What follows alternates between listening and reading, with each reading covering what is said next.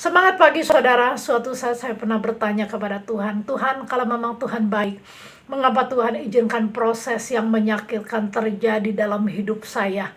Demikian juga mungkin ini menjadi pertanyaan buat banyak orang. Kalau Tuhan itu baik, mengapa Tuhan izinkan peristiwa menyakitkan terjadi dalam kehidupan kita? Kita mau belajar dari seorang Yusuf, saudara. Kita tahu Yusuf kurang lebih selama 13 tahun dia mengalami proses yang sangat menyakitkan.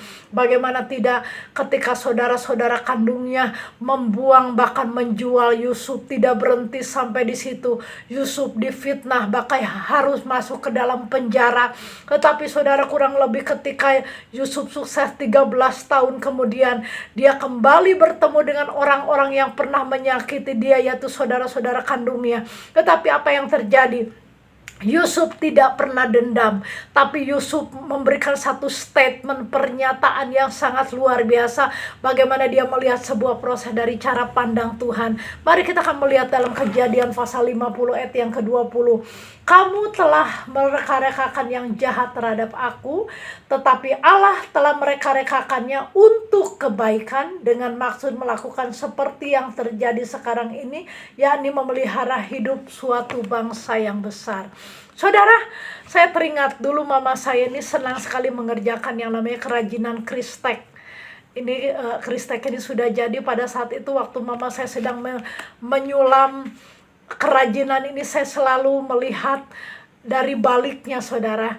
Dari balik ini, kalau kita melihat di balik kerajinan tangan ini sangat semrawut, bagaimana benang saling berseliweran. Dan pada saat itu saya melihat gak jelas ini mama saya mau buat apa.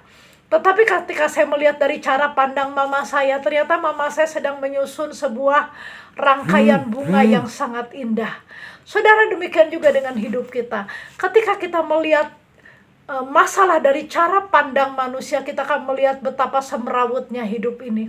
Tetapi ketika kita melihat dari cara pandang Tuhan, kita akan melihat bahwa setiap proses yang ada sebetulnya kita sedang direnda, kita sedang disulam, kita sedang dikerjakan oleh Tuhan supaya menjadi sebuah karya yang indah. Sebab itu saudara, mari kita mau melihat segala masalah dari cara pandang Tuhan. Maka di situ kita akan melihat bagaimana Tuhan sayang kepada kita, karena Dia sedang merencanakan sebuah masa depan yang penuh dengan harapan. Tuhan Yesus memberkati.